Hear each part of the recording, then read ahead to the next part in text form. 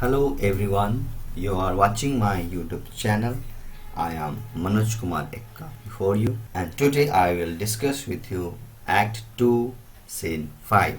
This scene has a dramatic irony. Shylock trusts his betraying daughter with his possessions while she is making plan to betray him. Shylock is not ready or interested to attend the dinner hosted by Bassanio, but ultimately he decides to have the meal at the expense of a prodigal Christian.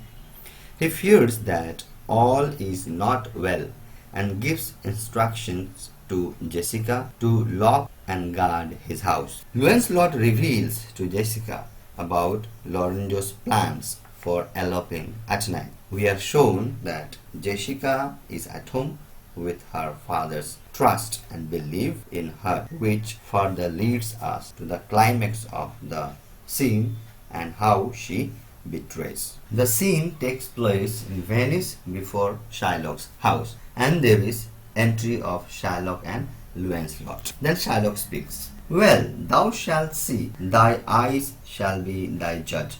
The difference of old Shylock and Bassanio. What, Jessica? Thou shalt not gormandize as thou hast done with me.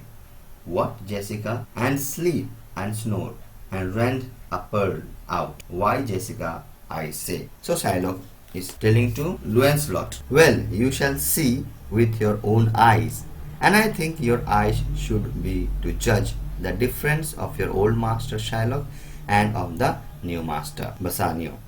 Oh, Jessica, where are you now? Yes, Lancelot, I tell you that you shall not be able to gormandize, that is, to eat like glutton in the service of Bassanio, but what you have done here in my service. Oh, Jessica, where are you? He calls. Yes, Lancelot, I tell you also that you only eat here, and then you sleep much, and you snore much in your sleep, but you have no chance in your new master's service. And even here you have to wear your clothes as you like to wear and like to change them, but you shall not have any chance there what you feel like to do freely. Then again he calls to his daughter, Jessica, where are you? Do you not listen to me? Then Lancelot, why, Jessica? So he also calls that, Jessica, why? Where are you? Your father is calling. Then Shylock speaks. Who bids thee call? I do not bid thee call. So Shylock says that, Lancelot, why do you call my daughter? I did not tell you to call my daughter. Then Lancelot speaks. Your worship was wont to tell me that I could do nothing without bidding. So he says that, remember, sir, I beg your honor. You always tell me that I could do nothing without being asked to perform anything. So I am calling her with my own will. I think it is my wish. Then there is entry of Jessica. Jessica speaks. Call you. What is your will? So she says that, are you calling me father? What is your intention to call me here? Then Shylock speaks. I am bid forth to supper, Jessica. There are my keys. But wherefore should I go? I am not bid for love, that they flatter me. But yet I will go in hate to feed upon the prodigal Christian. So here Shylock says that, you hear me, that I am invited tonight to join a supper. These are my keys, but wherefore should I go out to join the supper? But you have to know that I am not invited after all to get the supper by their love for me. But do you know why they have called me? They want to flatter me, but yet I will go to join the supper to hate them. And do you know why I am going there? I am going there to feed a full belly upon the expenses of the prodigal Christian, Bassanio, who leads his lifestyle on borrowed monies.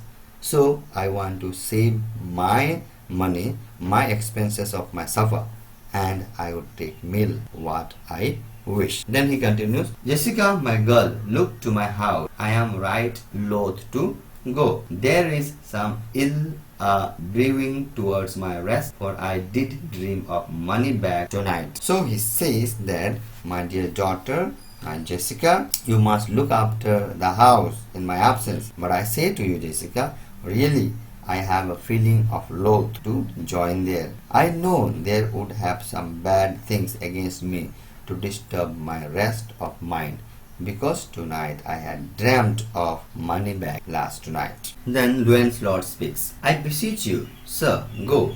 My young master doth expect your reproach. So he says that, sir, I request you, you must go to the supper, because my young master is expecting your approach, your arrival. Then Shylock speaks. So do I his.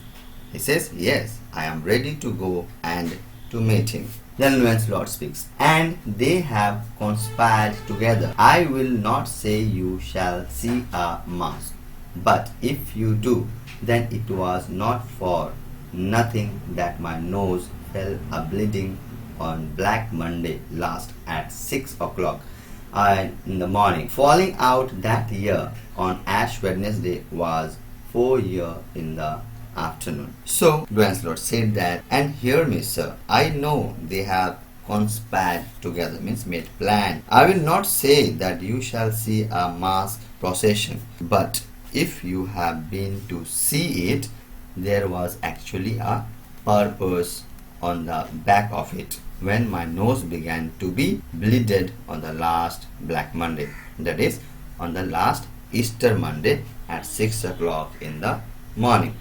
But it had to be fallen out that year, that is on the Easter Monday, that was on Ash Wednesday, that is first day of Lent. When you have seen the Christian on the forehead, the ash is there, that is the day in the afternoon, and it was just 4 years ago. Then Shylock speaks. What are their masks? Hear you me, Jessica? Lock up my doors, and when you hear the drum and the vile squealing of the rare-necked fife, clamber not you up to the casements then, nor thrust your head into the public street to gaze on Christian fools with varnished face, but stop my house's ears, I mean my casements.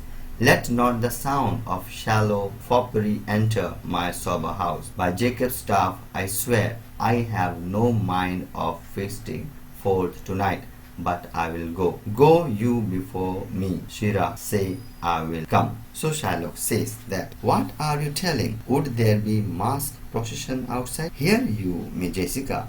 You lock up the doors of my house, and when you will hear the drums sounds and the vile squealings means noises of the twisted naked pipe, that is the pipe, be aware. Do not peep up through the casements on that moment to observe the procession of the street. I tell you, Jessica, you will not thrust your head out of the casement in the public street to gaze, to look on the Christian fools with their painted masks. You are told, Jessica, you must shut the windows. I want to say that my casement can be called the ears of my house, so let not the sound of such frivolity to enter my sober and peaceful house.